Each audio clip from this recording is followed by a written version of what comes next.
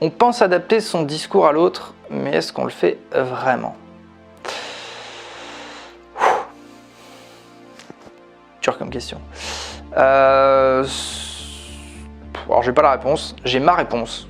Je sais pas si c'est la vérité ou pas, j'ai ma réponse en tout cas. Pour moi la réponse est non. Pour moi sur 100 personnes qui pensent adapter, et encore je parle des vendeurs, hein, je parle même pas des gens qui font pas de la vente, mais même dans la vente, sur 100 vendeurs, des gens qui s'adaptent vraiment à l'autre, on va dire au moins un minimum, hein, j'ai pas dit incroyablement bien. Je sais pas, peut-être entre 5 et 10. Pourquoi? Parce que, encore une fois, c'est toute la difficulté en vente, c'est que la théorie, même souvent le plus mauvais des vendeurs, sauf exception, on la connaît, mais en fait il ne la fait pas. Pour moi, il y a deux raisons au fait qu'il ne le fasse pas, qu'il ne s'adapte pas en fait à la personne qui est en face de lui. D'ailleurs, je te pose cette question, c'est quand la dernière fois que tu t'es dit consciemment, ok, donc là, lui, il est en face de quelqu'un, lui, il est en train de me parler,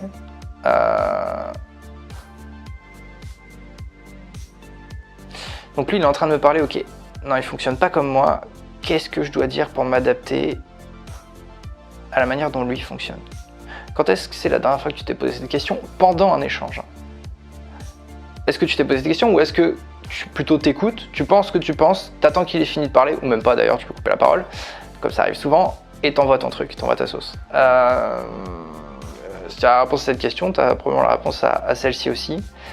Moi je pense qu'il y a deux choses qui font qu'on le fait pas. Le premier, il n'y a rien de négatif dans ce que je dis, c'est qu'on a la flemme en fait, parce que ça demande de faire des efforts, parce qu'on parle tous les jours à des gens, tout le temps, et qu'en fait ça demande une énergie de dingue. Encore une fois, quand on n'a pas l'habitude de le faire, et c'est normal, l'idée c'est de passer ce cap qui fait qu'on en fait une routine et que ça devient naturel, sans tomber dans la folie non plus. Mais ouais, ça demande de faire des efforts, ouais. Je pense que c'est parce qu'on est feignant qu'on le fait pas, ouais. Ça c'est le premier point. Le deuxième point, c'est qu'il y a beaucoup de gens aussi, quand on dit s'adapter à l'autre, ça peut être plein de choses. Ça peut être s'adapter à sa personnalité, ça peut être s'adapter, adapter ses arguments, adapter plein de choses. Je pense qu'il y a beaucoup de gens, ceux qui s'y intéressent en tout cas, et pour la vente, et peut-être que je me trompe encore une fois, mais moi c'est le choix que j'ai fait, pour avoir essayé de pousser ce truc hyper loin avec, bref, tout un tas de livres sur la psychologie, sur des cases qui vont dans tous les sens et compagnie. C'est des trucs qu'on met jamais en pratique. Et la plupart des gens qui s'y intéressent, ils ont raison de s'y intéresser, mais ils s'y intéressent trop. C'est-à-dire qu'ils vont trop pousser le truc. Et en fait, ils vont avoir, je sais pas, ils vont apprendre par cœur 35 cases de type de personnalité, et du coup, en fait, ils vont jamais le mettre en pratique.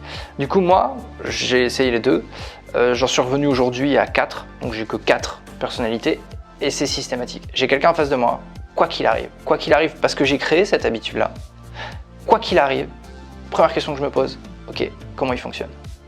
Il est bleu, jaune, vert ou rouge? Que vous connaissez peut-être, c'est un peu basé, on va dire, sur les méthodes de type disque et autres,